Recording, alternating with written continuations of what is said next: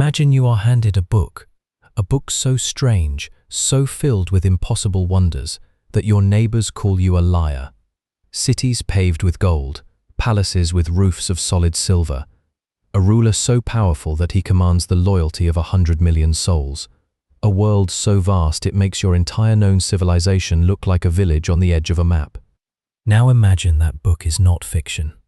Imagine the man who wrote it actually went there. Here is the question that has haunted historians for 7 centuries. Was Marco Polo telling the truth? And if he was, how did one merchant's journey from Venice to the court of the Mongol emperor permanently shatter the way Europeans understood the world? And perhaps most fascinating of all, why did it take a prison cell to make him finally tell his story? That story begins not in China, not in Venice, but somewhere in the middle of the Gobi Desert in the year 1274, where a 20-year-old boy from a city built on water is riding a camel through a landscape so vast and so silent that it feels like the edge of existence itself. His name is Marco Polo, and he has no idea that he is about to become the most famous traveler in human history. To understand how a Venetian teenager ended up crossing the Gobi Desert, we need to go back roughly 2 decades, and we need to understand what kind of world Marco Polo was born into. Venice in the mid-13th century was one of the most powerful trading republics in the Mediterranean. It was a city of merchants, of contracts, of ships loaded with silk and spices and glass. The Venetians were not soldiers or kings, they were dealers. And dealers need information. They need to know what is being produced, where it is being sold, and who controls the roads between here and there. The problem, in 1260, was that nobody in Europe really knew what lay beyond Persia. The Islamic world formed a commercial and geographic barrier between Christian Europe and the Far East. Goods arrived in European markets: silk, pepper, cinnamon, porcelain, but they arrived after passing through a dozen middlemen, each one taking a cut, each one keeping the source a secret. The origin of these goods was, quite deliberately, a mystery, and then something extraordinary happened. The Mongols changed everything. Here is the first thing most people get wrong about the Mongol Empire. By the mid-13th century, it was not simply a force of destruction. Yes, the Mongol conquests of the previous decades had been catastrophic. Cities burned, populations displaced, entire regions depopulated. The destruction of Baghdad in 1258, the fall of the Abbasid Caliphate, the invasions of Poland and Hungary, these were real and their consequences were devastating. But by the 1260s, something remarkable had occurred.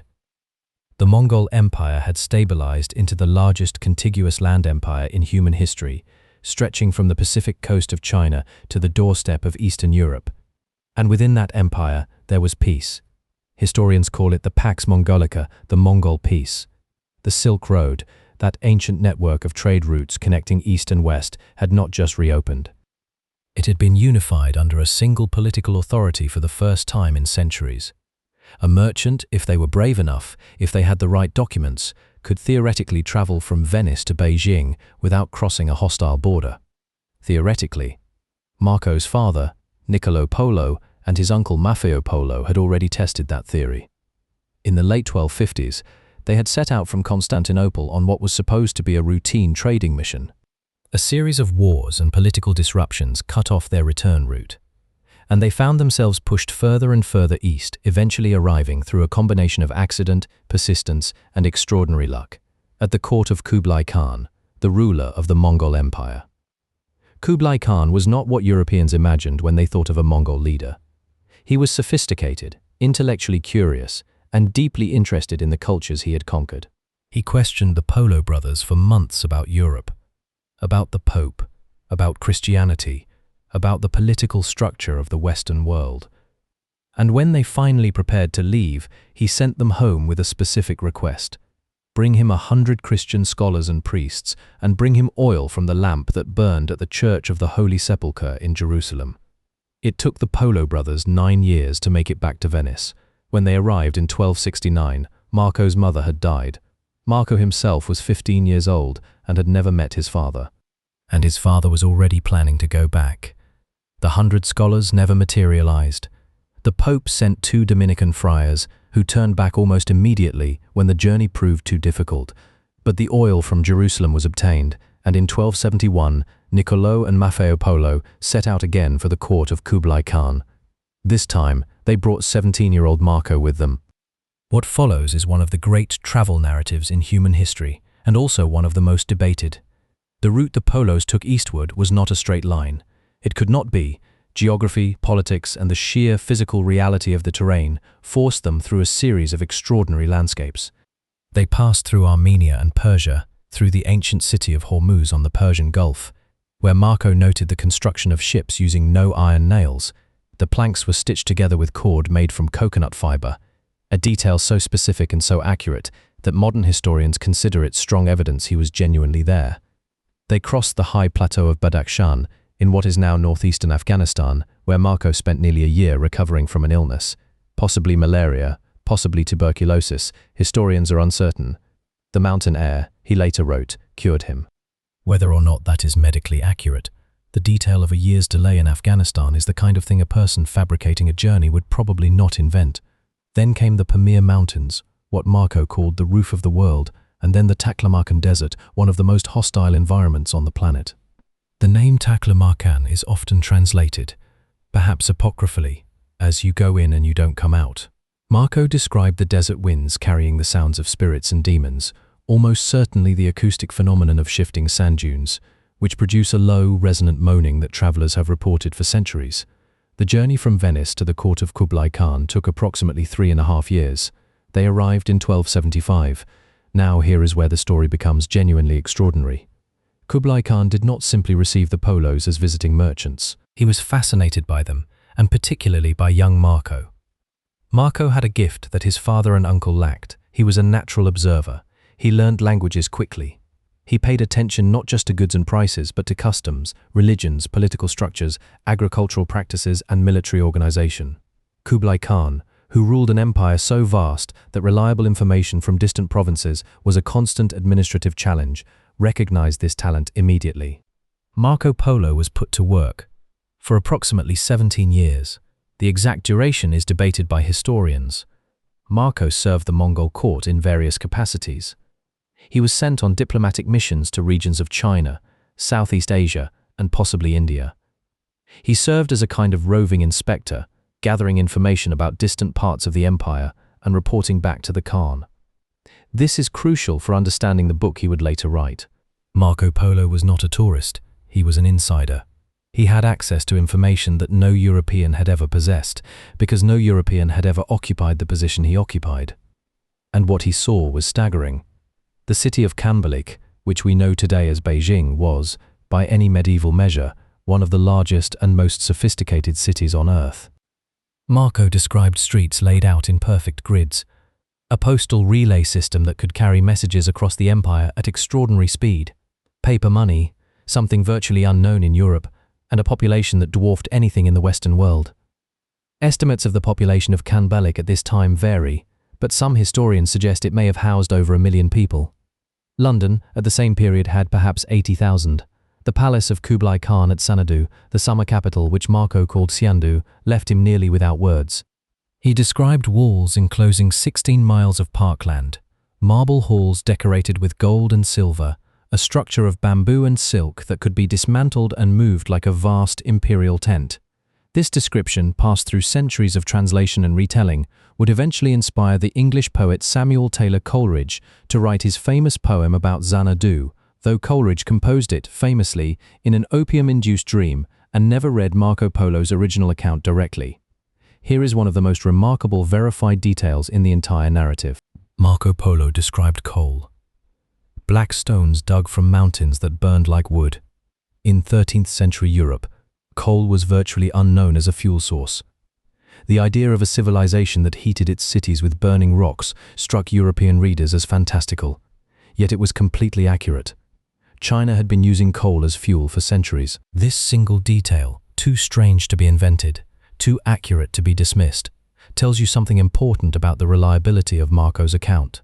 He also described paper money in detail that suggests genuine first-hand experience. The Khan's treasury issued paper currency backed by the authority of the state, and merchants throughout the empire were required to accept it. Marco understood the mechanism. The paper derived its value not from any intrinsic worth, but from the power of the government that issued it. This was a concept so alien to medieval European economics, which was based on gold and silver coin, that readers simply could not process it, Many dismissed it as fantasy. It was not. And then there was the matter of leaving. After 17 years in the service of Kublai Khan, the Polo family wanted to go home. The Khan, now elderly, was reluctant to let them go. They were useful, they were trusted, and he was old enough to know that after his death, their position at court might become precarious. The opportunity finally came in the form of a diplomatic mission. A Mongol princess needed to be escorted by sea to Persia, to be married to a Mongol ruler there. The Polos were selected to accompany the fleet. The sea voyage home was itself an ordeal. The fleet of 14 ships departed from the southern Chinese port of Quanzhou, which Marco called Zayton, a name that became so synonymous with silk trade that the English word satin may derive from it. They sailed through the South China Sea, around the Malay Peninsula, across the Indian Ocean, and up the Persian Gulf. The journey took approximately 2 years. Of the roughly 600 people who set out, fewer than 20 survived, though the Polos themselves made it through, along with the princess they were escorting. They arrived in Persia to find that the intended husband was already dead. The princess was married to his son instead. The Polos continued west, through Persia and into the Byzantine world, finally reaching Venice in 1295. They had been gone for 24 years. The story of their homecoming has the quality of legend, and it may partly be legend. According to one account, the Polos arrived in Venice so transformed by years of travel that their own relatives did not recognize them. They wore tattered Mongol clothing. They had nearly forgotten Venetian Italian, and when they eventually proved their identity and their wealth, reportedly by cutting open the lining of their Mongol coats to reveal sewn-in rubies and emeralds, the city was astonished. Marco Polo was now 41 years old.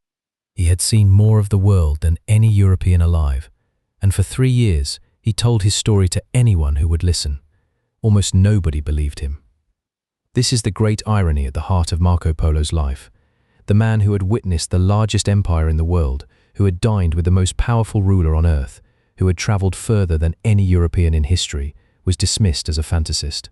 They called him Il Milione, roughly, the man of a million stories. It was not a compliment. And then came the war. In 1298, Venice went to war with Genoa, a commercial and maritime rivalry that had been building for decades. Marco Polo, as a wealthy citizen, apparently commanded or financed a galley.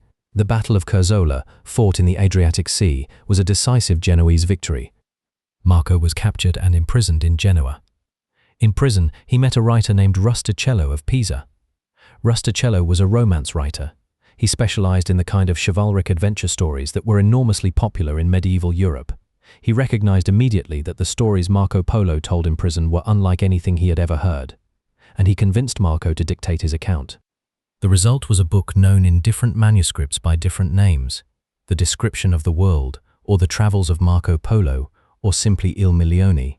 It was written in a hybrid of French and Italian, the literary language of the day, and it circulated throughout Europe in dozens of manuscript copies, each one slightly different, each one translated and retranslated until the original was buried under layers of interpretation. The book was an immediate sensation and an immediate controversy. On his deathbed, according to one account, and historians are cautious about this story, as it appears only in later sources, Marco Polo was urged by friends and priests to recant the more outlandish claims in his book, to admit that he had exaggerated. His reported response was that he had not told half of what he had actually seen. Whether or not he said those exact words, the sentiment captures something real about the gap between what Marco Polo experienced and what his European audience was capable of believing. Here is where the historical debate becomes genuinely fascinating and genuinely unresolved. Several scholars, most notably the historian Francis Wood in a 1995 book, argued that Marco Polo may never have reached China at all.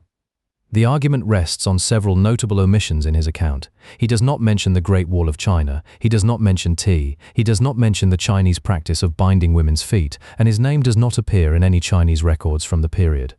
These are serious objections, but they have serious counter-arguments. The Great Wall as we know it today was largely built by the Ming dynasty, which came after Marco Polo's time. The wall that existed in the 13th century was far less impressive and less continuous. Tea was common in China, but not necessarily in the Mongol court culture that Marco inhabited. Foot binding, while practiced, was not universal. And the absence of his name from Chinese records is complicated by the fact that Chinese documents from the Yuan dynasty period have survived only partially. and foreign names were routinely transliterated into Chinese characters in ways that make identification difficult.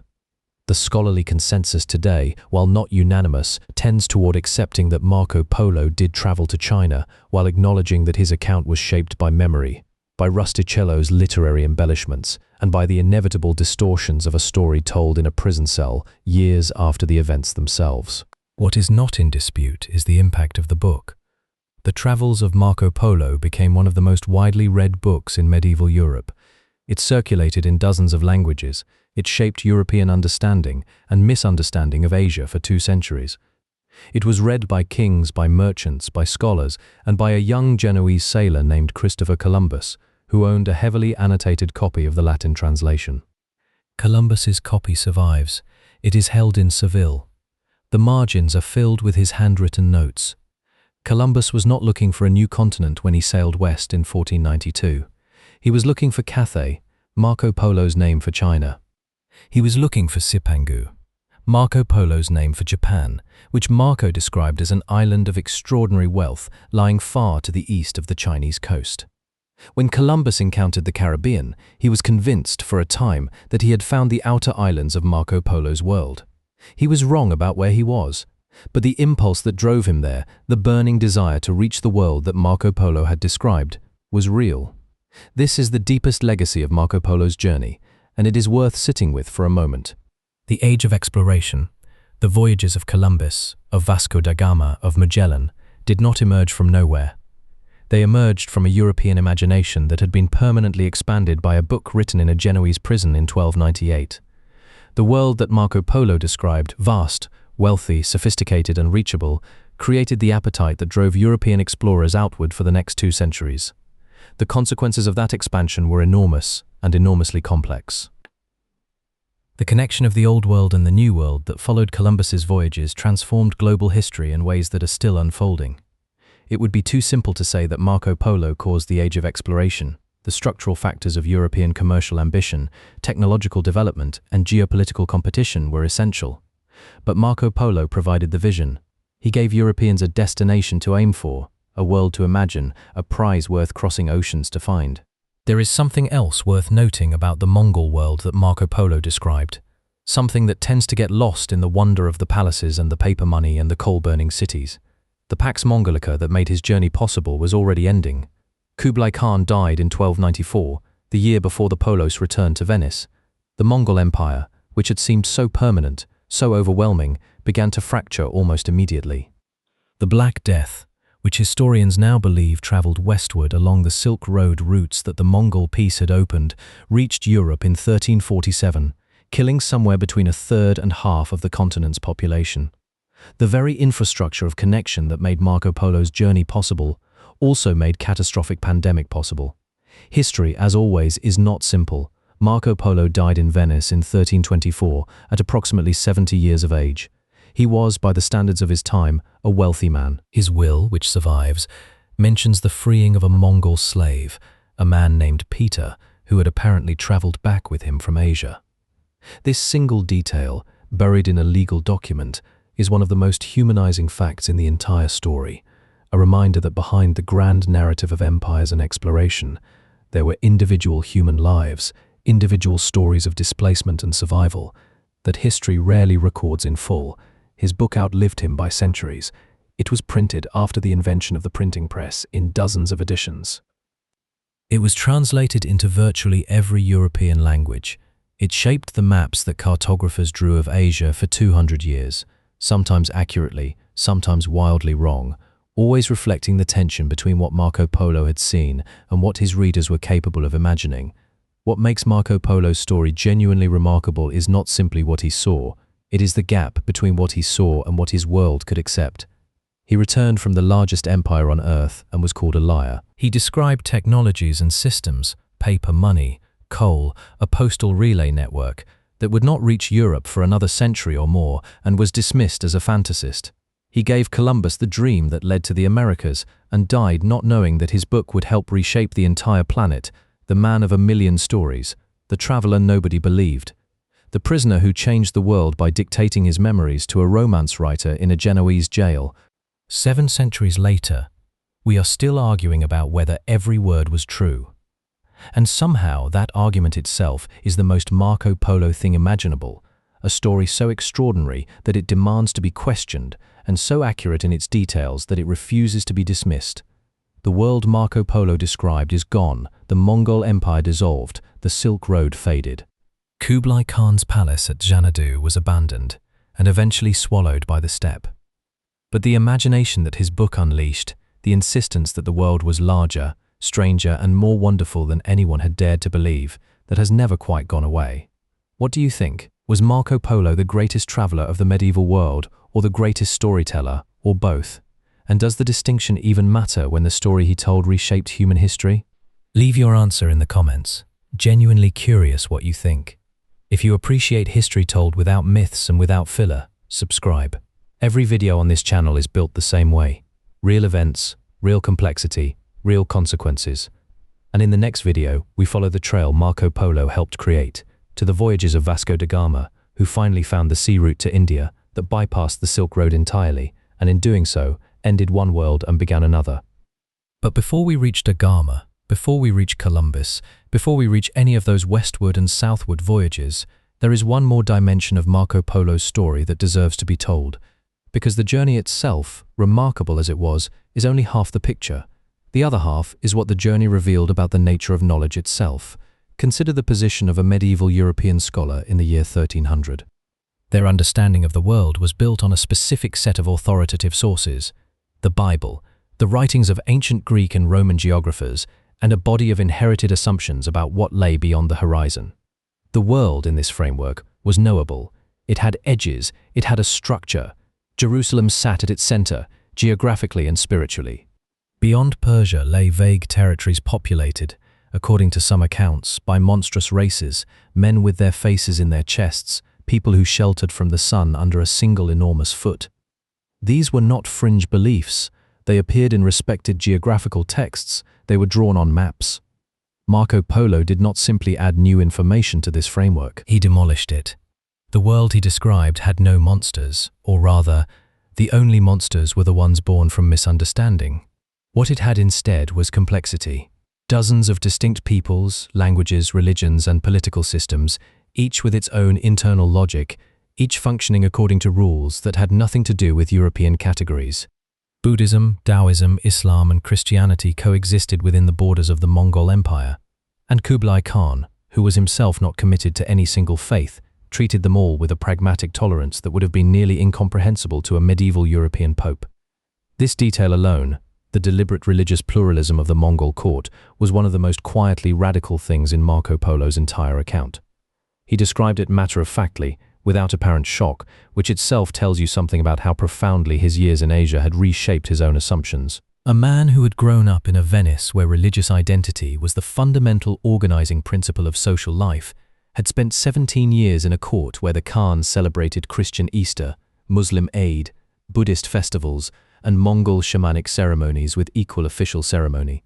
Not out of personal devotion, but out of political calculation, and perhaps genuine curiosity. Marco Polo noticed this. He wrote it down, and European readers, encountering it in manuscript form, largely did not know what to do with it. There is also the question of scale, and this is something that tends to get underappreciated when we talk about Marco Polo's legacy. The sheer size of the world he described was itself a kind of cognitive shock. Medieval European geography was, by necessity, a geography of the familiar. Even the most educated European of the 13th century had a mental map that extended perhaps as far as the Holy Land to the east, North Africa to the south, Scandinavia to the north. Marco Polo's account tripled at minimum the size of the known world. Not as an abstract proposition, but as a lived reality, populated with cities and rulers and trade routes and agricultural systems and military technologies. The psychological effect of this expansion is difficult to overstate. It did not happen overnight. The book circulated slowly in manuscript copies that were expensive and not always accurate. But over the course of the 14th and 15th centuries, as those copies multiplied and as the printing press eventually made the text widely available, something shifted in the European imagination. The world was not a known quantity. It was an open question, and open questions invite explorers. There is a final detail about Marco Polo that tends to get overlooked in the broader sweep of the narrative, and it is perhaps the most human detail of all. When Marco returned to Venice in 1295, he eventually married a woman named Donata Badua. They had 3 daughters, Fantina, Belela, and Moreta. He spent the last 3 decades of his life as a Venetian merchant, managing trade, settling legal disputes, living the ordinary life of a prosperous citizen of the Republic. The man who had ridden camels through the Gobi Desert, who had dined with the ruler of half the world, who had sailed through monsoons across the Indian Ocean, spent his final years doing paperwork in Venice. There is something both melancholy and deeply human about that image. The greatest traveller of his age, anchored at last to one city, one family, one set of familiar streets. Whether he was content with that life, whether the memories of Xanadu and the Pamir Mountains and the imperial court haunted him or sustained him, we do not know. History does not record his inner life. It records only the book he left behind and the world that book helped to create, and that, perhaps, is the most honest summary of Marco Polo's legacy. Not the man himself who remains, in so many ways, a figure obscured by time, by translation, by the literary ambitions of his co-author, and by centuries of myth-making. But the idea he embodied, the idea that the world is larger than your assumptions, that the horizon is not a wall but a door, that the most important journey you can take is the one that forces you to question everything you thought you already knew. 7 centuries have passed since a young Venetian rode east into the unknown. The world he found is gone, but the question his journey posed, what lies beyond the edge of the known, has never stopped being asked. What do you think was the more lasting impact of Marco Polo's journey, the geographical knowledge he brought back, or the shift in European imagination that his book created? Leave your thoughts in the comments below. These discussions are genuinely one of the best parts of making this channel. If this kind of deep, honest history is what you are looking for, subscribe and bring a curious friend with you. In the next video, we follow the trail Marco Polo helped ignite, Vasco da Gama, the sea route to India, and the moment European ambition finally found a way around every middleman, every barrier, and every border that had kept East and West apart for centuries. That story is coming next.